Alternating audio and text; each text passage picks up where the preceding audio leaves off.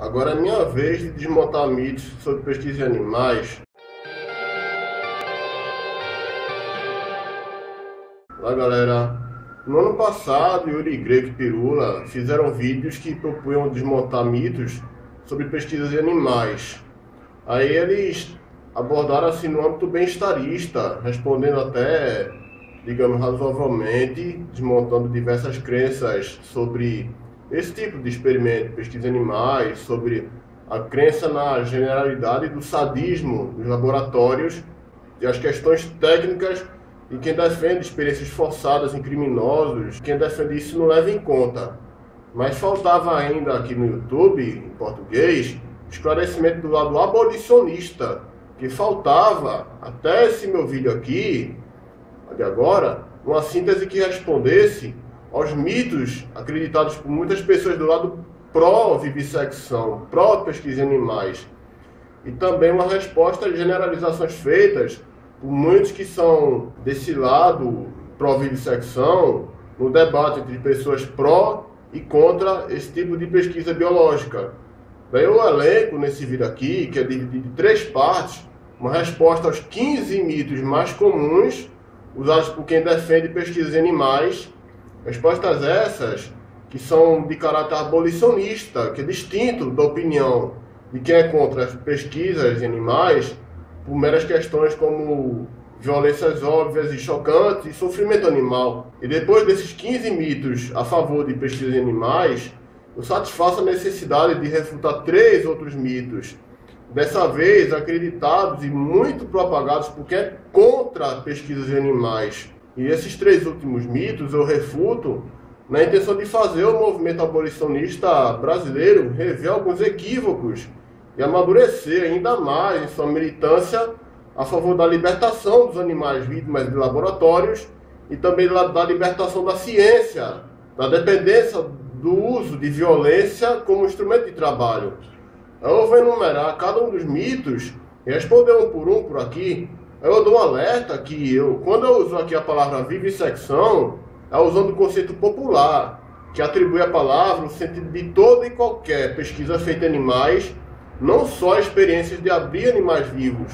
Então vamos lá. Mitos usados na defesa da vivissecção. Os animais sofrem o mínimo possível. Isso quando sofrem nas pesquisas científicas. Não existe tortura nos laboratórios legalizados. Aí quem faz essa afirmação está esquecendo que existem diversas pesquisas, diversos temas de pesquisa que realmente precisam infligir sofrimento aos animais, às cobaias. Dentro desse tipo de pesquisa, estão experimentos relacionados à indução de ansiedade, de depressão, de dores crônicas, de inflamações de nervos e por aí vai. Isso sem falar no sofrimento que animais com câncer, com crises de glicemia anormal causada por diabetes e outras doenças crônicas eventualmente vivenciam naquelas pesquisas em que um dos procedimentos é dar choque elétrico nos animais. Se eles recebessem medicamentos de alívio da dor, como analgésicos ou anestésicos nesse caso, isso com certeza ia atrapalhar na pesquisa em curso.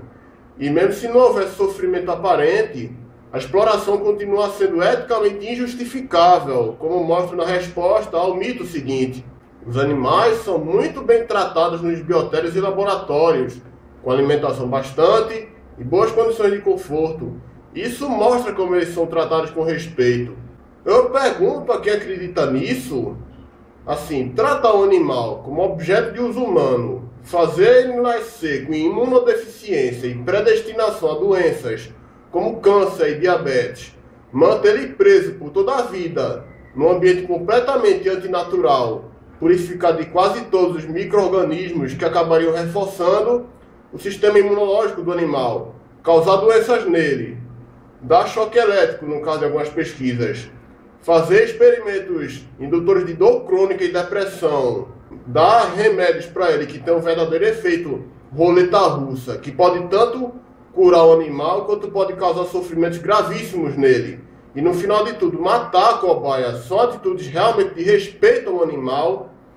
E eu pergunto mais, assim, se fossem descobertos documentos comprovando que alguma fazenda brasileira do Brasil colonial tratava os escravos com senzalas higienizados e confortáveis, com 3 refeições nutritivas ao dia, com direito a 8 horas de sono e sem castigos físicos, essa fazenda do passado ia ser digna da admiração de vocês, como um caso de respeito aos escravos?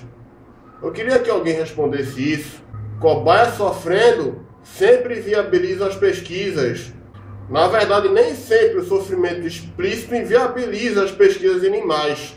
Porque, como eu falei no primeiro mito, existem algumas pesquisas que ou precisam causar algum tipo de dor e sofrimento aos animais durante o experimento, como aquelas que induzem o animal a ter depressão, ansiedade, dor crônica, inflamação nos nervos, ou não podem conter com analgésicos e anestésicos, que sejam distintos da substância que vai ser testada, o eventual sofrimento que se abata sobre uma cobaia com câncer, com crise de diabetes, infecção, ou algum outro problema que faça muito mal ao organismo do animal.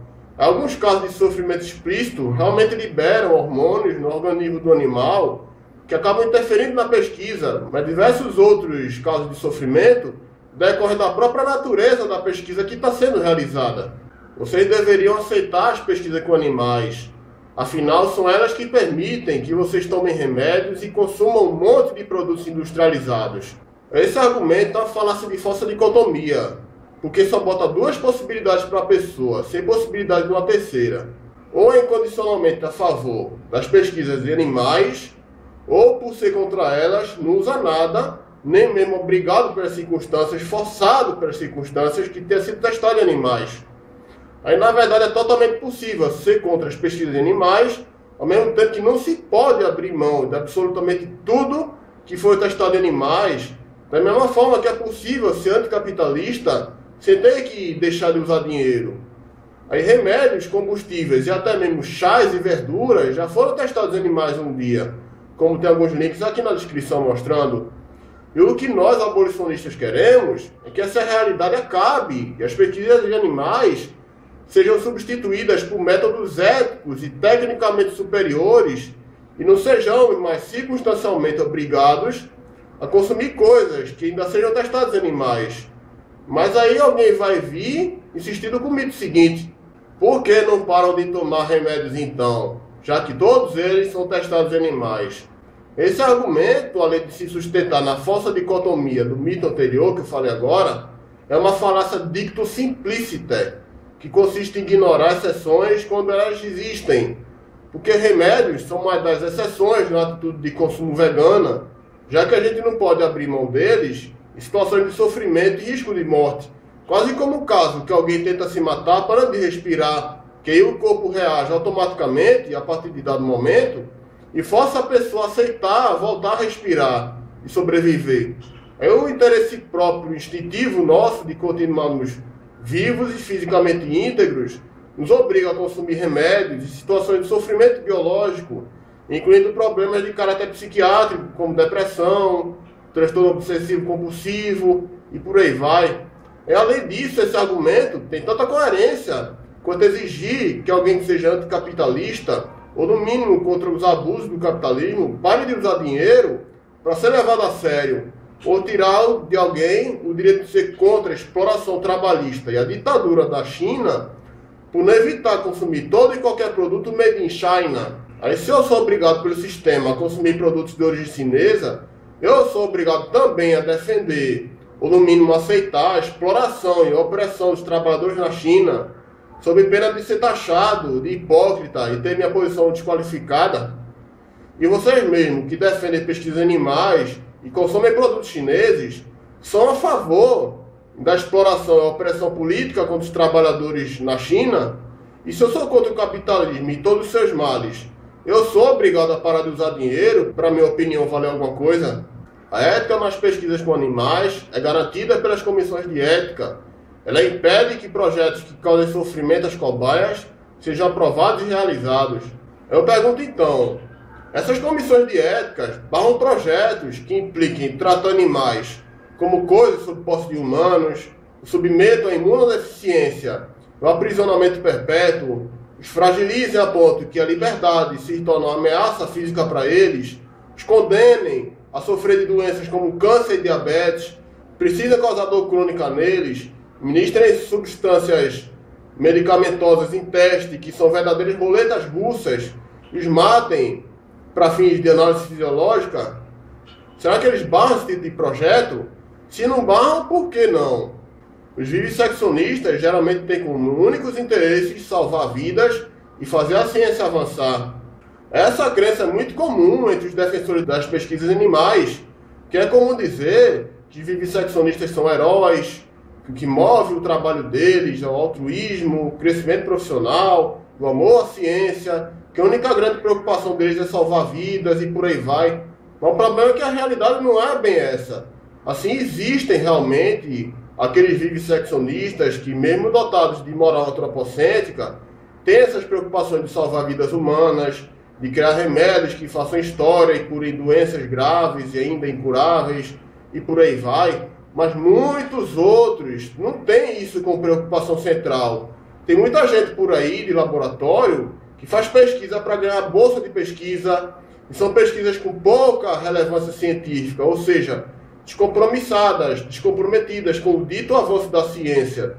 É gente que trabalha a serviço da indústria farmacêutica, elaborando remédios que mantenham o paciente humano sob tratamento perpétuo e sem perspectiva de cura.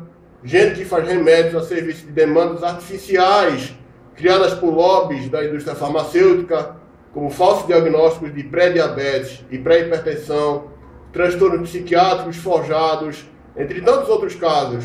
E por que não? A gente pode, no mínimo, suspeitar que a indústria farmacêutica, que fomenta testes farmacológicos em animais, trabalha em associação com indústrias e setores econômicos ligados a produtos venenosos à saúde humana, como indústria de refrigerantes, agrotóxicos, pecuaristas que fornecem alimentos de origem animal ricos em hormônios e antibióticos, indústria lactofrigorífica e de fast food, que fomenta por via de propaganda alienante e cumplicidade com profissionais da saúde subornados, o consumo não moderado de carne, ovos e laticínios e por aí vai.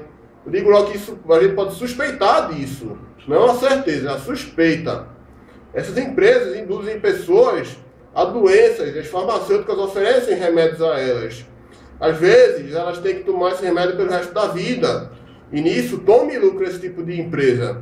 Inclusive, eu posso dizer que a indústria farmacêutica e grande parte da comunidade científica não simpatizam com a medicina preventiva, aquela que permite que a pessoa evite depender de certos remédios e permita ela consumir o mínimo possível de remédios ao longo de sua vida, já que isso prejudica os lucros desse tipo de indústria.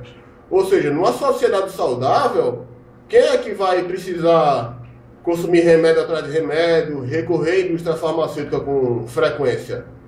Aí o vídeo continua na próxima parte, vamos lá?